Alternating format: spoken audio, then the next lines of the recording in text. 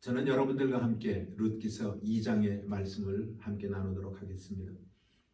2020년도 금년이 동경 올림픽이 예정되었던 해입니다. 그러나 코로나 바이러스의 영향으로 말미암아 1년간 올림픽이 연기가 되었습니다. 올림픽이 있을 때마다 많은 사람들이 금메달을 목에 걸 것을 꿈을 꾸고 출전들을 합니다. 그래서 결과를 볼 때에 금메달을 딴 사람과 은메달을 딴 사람은 어떻게 보면은 하늘과 땅의 차이라고 할 수도 있을 것입니다. 그렇다면은 금메달과 은메달의 차이가 엄청난 차이일까요? 100m 달리기를 예를 들어서 본다면은 시간 차이가 그렇게 많이 나지 않습니다. 1등과 2등이 고작 해봐야 1초 아닙니다. 0.1초 그것도 큰 수치입니다. 0.01초 가지고 1등과 2등을 구분하는 경우도 있다라는 것입니다. 왜 이 이야기를 여러분들에게 하느냐 하면은 인생의 역전은 쉽게 이루어질 수 있다라는 것입니다. 오늘 룻기의 주인공인 룻이라고 하는 여인이 인생 역전의 주인공입니다. 룻은 젊은 나이에 남편을 잃은 여인입니다. 그 슬픔이 채 가시기도 전에 그 여인은 시어머니 나오미와 더불어 그 땅을 떠나야만 했습니다. 그래서 한 번도 가보지 아니하였던 아는 사람이라고는 아무도 없는 곳 베들레헴에 와서 그가 삶을 살아갑니다. 그러나 그의 삶의 여정 가운데 보게 되면은 새로운 남편을 만나 아름다운 가정을 이뤘을 뿐만이 아니라 다윗의 할머니가 되었고 예수 그리스도의 조상이 되어지는 생각지도 못했던 도저히 꿈도 꾸지 못했던 인생 역전의 주인공이 될 수가 있었던 것입니다. 저는 이 시간 바라옵건대 우리 순복음 야마도교회의 모든 성도님들이 이러한 역전의 주인공이 되시기를 주님의 이름으로 축원을 드립니다. 그렇다면 오늘 이 룻기서 2장을 통해서 우리가 역전의 지혜는 어디에서 오는 것인가? 오늘 여러분들과 함께 몇 가지만 이 아침에 말씀을 나누고자 합니다. 그 첫 번째는 하나님의 은혜를 받을 때에 우리의 인생은 역전할 수가 있다라는 것입니다. 어제 여러분들과 함께 말씀을 나눌 때에 이 룻이라고 하는 여인은 하나님을 처음 경험했을 때에 무서운 하나님으로 만났다고 그랬습니다. 그러나 그는 무서운 하나님으로 계속 그 하나님을 대한 것이 아니라 그는 그 하나님에게서 은혜를 발견했고 그 은혜의 하나님을 섬기는 시어머니를 따라서 그는 베들레헴까지 올 수가 있었던 것입니다. 와서 그들이 생활을 해나가며 먹을 것이 없습니다. 그러나 그는 은혜의 하나님이 함께 하시면 생활하는데 어려움을 겪지 않을 것이라고 그는 믿었습니다. 그래서 오늘 본문 2절에 보니까 그가 이렇게 고백을 하고 있습니다. 모압 여인 룻이 나오미에게 이르되 나로 밭에 가게 하소서. 내가 네게 은혜를 입으면 그를 따라서 이삭을 줍겠나이다. 나오미가 그에게 이르되 내 따라 갈지어다 하며. 오늘 룻은 시어머니 나오미에게 이렇게 말을 하고 있습니다. 어머니, 누군가가 우리를 돕는다면, 우리가 누구에게인가 은혜를 입는다면 그 사람을 통하여서 우리가 먹을 것을 얻을 수가 있을 것입니다. 그러니 어머니, 제가 나가서 이삭을 주워오도록 하겠습니다. 그렇습니다. 사랑하는 여러분, 우리 힘으로만은 살 수 없습니다. 인생은 하나님이 도와주지 아니하시면 한 발자국도 나갈 수가 없을 것입니다. 그렇기 때문에 우리는 하나님의 은혜를 사모해야 되는 것입니다. 다윗이 여호와 하나님을 사모하듯이, 그래서 여호와는 나의 목자시니 내게 부족함이 없다고, 그가 나를 푸른 초장으로 실만한 물가로 나를 인도하실 것이다 고백했던 것처럼 우리는 하나님을 바라보고 하나님을 앙망하고 우리가 하나님을 따라갈 때에 분명히 하나님께서 우리에게 은혜 가운데에 우리의 길을 예비하여 주실 줄로 믿습니다. 그렇습니다. 우리는 은혜를 입어야 되는 거예요. 은혜 없이는 우리는 삶을 살아갈 수가 없는 거예요. 성경에는 하나님의 은혜를 많이 입은 사람들이 많이 등장을 합니다. 특별히 노아라고 하는 사람은 하나님의 은혜를 입은 사람입니다. 그래서 죄악으로 만연되어 하나님께서 심판을 하고자 할 때에 은혜를 입고자 원하는 사람에게 하나님께서는 귀한 일을 맡겨주시고 그에게 방주를 만들게 하시고 그의 가족 8식구가 그 방주에 타는 구원받는 놀라운 은혜를 입게 되었던 것입니다. 우리는 이 시대에 은혜 없이 살 수 없습니다. 순복음 야마토교회 모든 성도님들이 매일같이 은혜 가운데 사는 여러분들 되어주시기를 주님의 이름으로 축원을 드리겠습니다.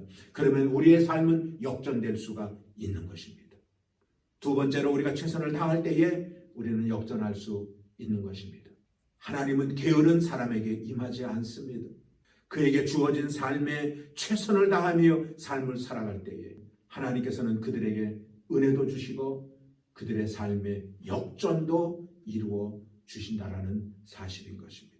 저는요, 욥기서를 늘 묵상을 할 때에 네가 시작은 미약하지만 나중에 창대케 되어지는 놀라운 역사를 얻는 지름길은 네가 부지런히 하나님 앞에 구할 때에 그러한 놀라운 역사가 일어난다라고 성경은 말해주고 있는 것입니다. 그렇습니다. 부지런해야 되는 거예요. 충성스러울 때에, 근면 성실할 때에 하나님께서는 그 사람에게 역전의 인생을 삶을 살게 한다라는 것입니다. 오늘 시어머니를 따라서 베들레헴에 온 이 롯은 그냥 주저앉아만 있지 않습니다. 그 당시에 여자들은 아무것도 할 수 없습니다. 그런 실정입니다. 그렇다고 그냥 앉아 있을 수가 없었습니다. 그는 더 이상 비관하며 주저앉아 있지 아니하고 이삭을 주스러 그 여인은 나갔던 것입니다. 그렇습니다. 찾아 나가야 되는 것입니다. 오병이의 기적 사건을 보게 되면 예수님께서 제자들에게 저들에게 먹을 것을 주라고 했을 때에 빌립은 찾아 나서지 않았습니다. 저 수많은 사람들에게 먹을 것을 주려면 돈이 이만큼이 필요하고 이만한 재력이 있어야 되고 이만한 조건이 갖춰져야 된다라고 이야기를 했지만 안드레는 그 사람들에게 먹을 것을 주님의 손 위에 얹어놓기 위하여 그는 찾아 나갔다고 했습니다.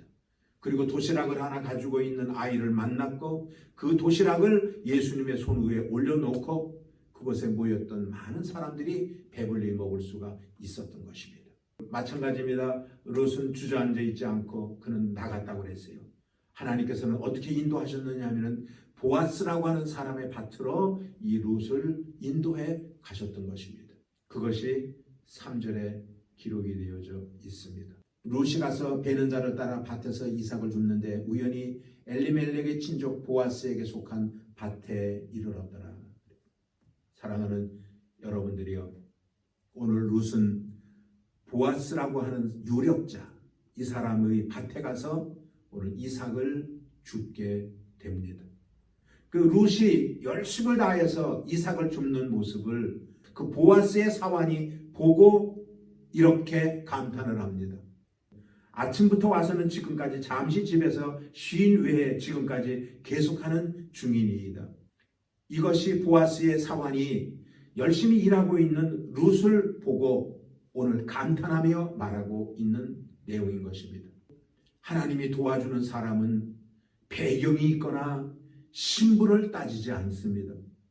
다만 그 사람이 어떤 자리에 있든지 최선을 다하여 노력할 때에 하나님께서는 그 사람을 들어 쓰시는 거예요. 그리고 그 사람에게 은혜를 베풀어 주시는 것입니다. 사랑하는 여러분, 하나님으로부터 은혜를 받고 싶습니까? 은혜 받는 방법은 딱 한 가지입니다. 부지런하고 최선을 다하고 성실하면 하나님께서 우리에게 은혜를 주시는 것입니다. 세 번째로 좋은 사람을 만날 때 우리의 인생은 역전될 수가 있는 것입니다. 사랑하는 여러분, 인생의 삶에는 만남이 중요한 것입니다. 시편 1편에 보게 되면 복 받는 비결을 우리에게 말씀해 주시면서 복 있는 사람은 악인의 꾀를 쫓지 아니하며 오만한 자의 자리에 앉지 않으며 오직 여호와의 율법을 묵상하는 자로다 그랬습니다. 거기 보게 되면 만남을 얘기를 하고 있습니다. 우리가 복을 받으려면 좋은 사람을 만나야지 되는 거예요.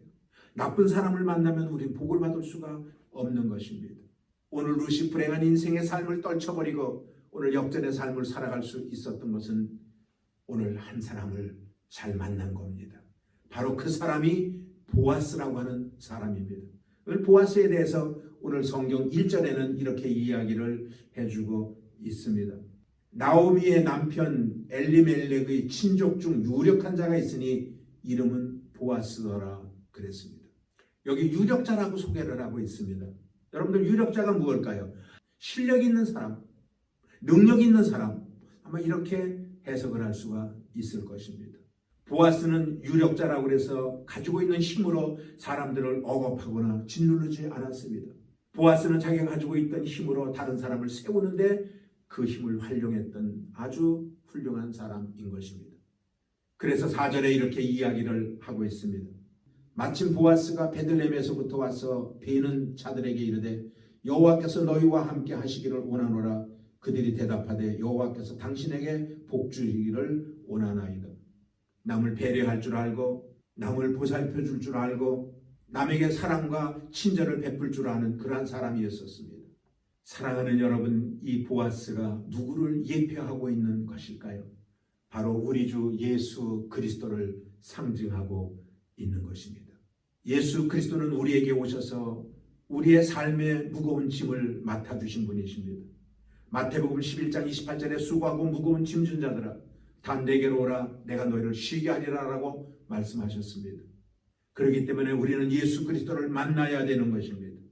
예수님은 말씀하셨습니다. 나는 길이요 진리요 생명이니 나로 말미암지 않고는 아버지께로 갈 자가 없다라고 말했습니다. 그렇습니다. 우리는 예수님을 만나야 됩니다. 그것도 교회 안에서만 만나는 것이 아니라 삶 가운데 그분을 우리의 삶의 주인으로 모셔드리고 매일같이 그분과 동행하는 삶을 살아야 될 것입니다. 그럴 때 우리의 인생은 역전되는 겁니다. 우리는 마귀의 종으로 삶을 살았던 사람입니다. 그러나 이제는 예수 그리스도를 만남으로 말미암아 이제는 더 이상 마귀의 종이 아닙니다. 이제는 우리는 마귀를 다스릴 수 있는 권세를 가지고 있는 사람으로 우리는 역전되었다는 사실입니다. 이것이 우리에게 주어진 하나님의 은혜인 것입니다. 우리는 은혜를 은혜로 알고 하나님께서 우리에게 주셨던 축복을 축복으로 알고 그리고 매일 감사하고 매일 기뻐하고 매일 찬양하며 삶을 살아갈 수 있는 저와 여러분들이 되어지시기를 주님의 이름으로 축원을 드리겠습니다. 더 이상 낙심하지 마십시오. 더 이상 고개 숙이지 마십시오. 이제 우리는 예수 그리스도로 말미암아 우리는 역전의 인생을 살아가는 존재가 된 것입니다. 아무쪼록 오늘 하루도 하나님이 주신 은혜 속의 삶을 살아가는 저와 여러분들이 되어지시기를 주님의 이름으로 축원을 드리겠습니다.